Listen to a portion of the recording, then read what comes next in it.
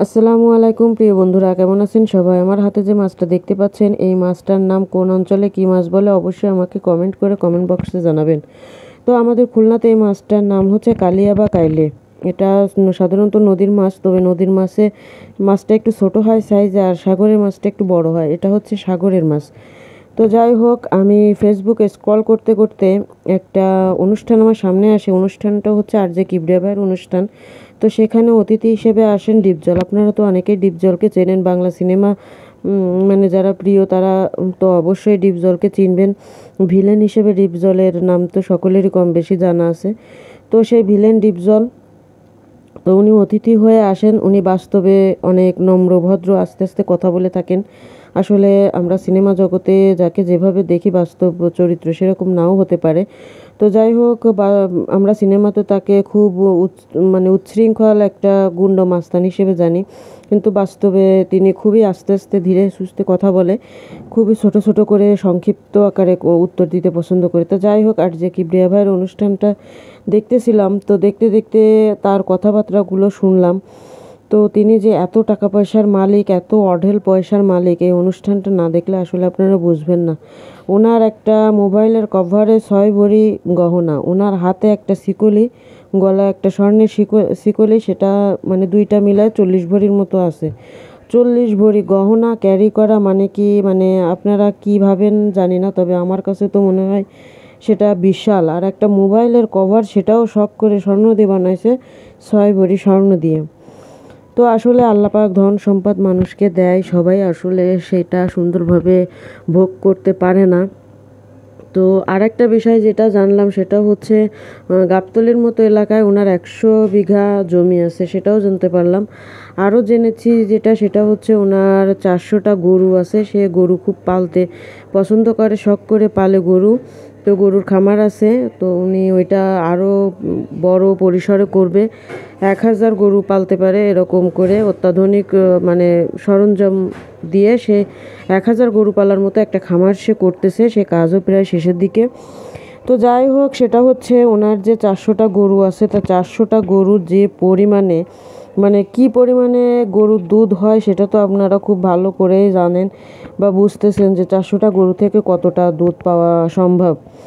তো যদিও 400টা গরু অবশ্যই সবগুলো গাভী না, তারপরও গাভী তো আছে নিশ্চয়ই, দুধ তো হয় অবশ্যই। তো বিষয়টা হচ্ছে এটাই যে ডাক্তার তাকে দুধ খেতে নিষেধ করে দিয়েছে। মানে সে এতগুলো গরু থাকা সত্ত্বেও সে গরুর দুধ খেতে পারে না। আসলে আল্লাহ পাক মানুষকে ধন সম্পদ দেয়, সেগুলো ভোগ করার মতো সময় বা দেয় না। তো এত টাকা পয়সা, এত কিছু, সে গরুর দুধ খেতে পারবে না, সে মিষ্টি জাতীয় কোনো কিছু খেতে পারবে না। তো ভেবে দেখুন যে টাকা পয়সা আসলে মানুষকে সবটা ভোগ করায় না। তারপরেও তার হাতে গলায় এগুলা, মানে ভাবা যায় যে 40 ভরি গয়না একটা পুরুষ মানুষের গলায় হাতে নিয়ে বেড়াচ্ছে।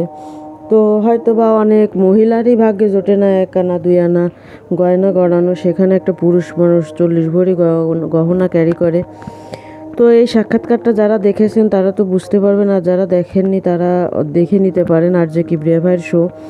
তো এখানে অতিথি হিসেবে এসেছিলেন ডিপজল। তো তার কত ধন সম্পদ সেগুলো সে নিজ মুখেই বলেছে। তো আসলে এই ধন সম্পদগুলো অনেকেই বলে উনার অর্জিত বা গুন্ডাগিরি করে অর্জন করা, আবার সে বলে তার বাপদাদার থেকে পাওয়া সম্পত্তি। সেটা নিয়ে তর্ক বিতর্ক থাকতেই পারে, কিন্তু আমার সব থেকে লাগছে, আকর্ষণীয় লাগছে এই জিনিসটাই, যে মানুষের শখ কোথা থেকে কোথায় চলে যায়। একটা মোবাইলের কাভারও 6 ভরি গয়না দিয়ে বানায় নিয়ে এসে ব্যবহার করে। এই জিনিসটা আমাকে সব থেকে আশ্চর্য করেছে, যে আসলে সে কতটা বিলাসী হলে মানুষ এরকম মন মানসিকতা হয়, যে একটা মোবাইলের কভারও আমি স্বর্ণ দিয়ে। আসলে ওনার বাড়ি কি ওই যে মুকেশ আম্বানির মতোই কাপ পিরিচ গিলাস, এগুলোও কি স্বর্ণের কিনা কি জানি, জানতে খুব ইচ্ছা করতেছিল।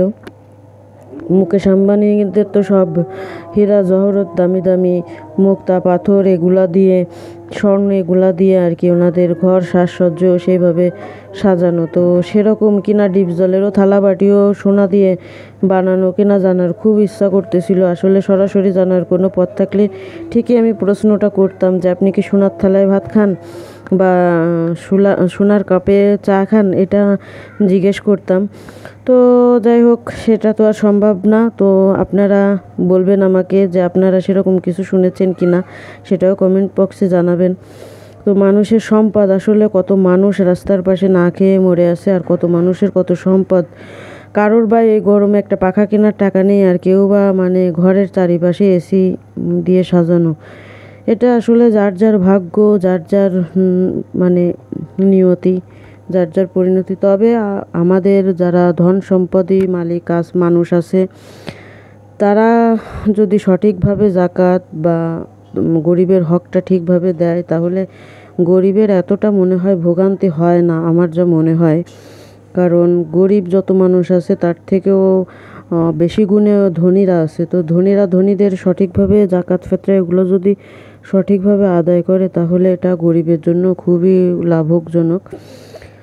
তো আসলে জানি না, আল্লাহ পাক সবাইকে সঠিক বুঝ দান করুক, যার যার জাকাত ফেতরা এগুলা সঠিকভাবে আদায় করার তৌফিক দান করুক, আমাকেও সেই সাথে করুক। শুধু সবার জন্য না, আমার জন্য আমি দোয়া করি, যাতে আমিও সঠিকভাবে আমার জাকাত ফেতরাগুলো আমি আদায় করতে পারি।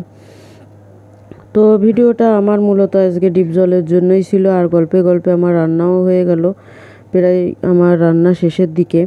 তো এই হচ্ছে আমার রান্নার ফাইনাল লুক। দেখতে পেলেন করলা দিয়ে আর সে কালিয়া মাছ দিয়ে কয়েকটা আলু দিয়ে রান্না করলাম।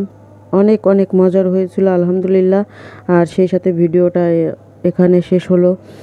ভিডিওটা ভালো লাগলে অবশ্যই লাইক, কমেন্ট অ্যান্ড শেয়ার করবেন। আর হ্যাঁ, যারা ভালো কমেন্ট করবেন তাদের থেকে বাছাই করে আমি পরবর্তী ভিডিওতে তার নাম ঘোষণা করব। কোথা থেকে দেখছেন অবশ্যই জানাবেন। আল্লাহ হাফিজ।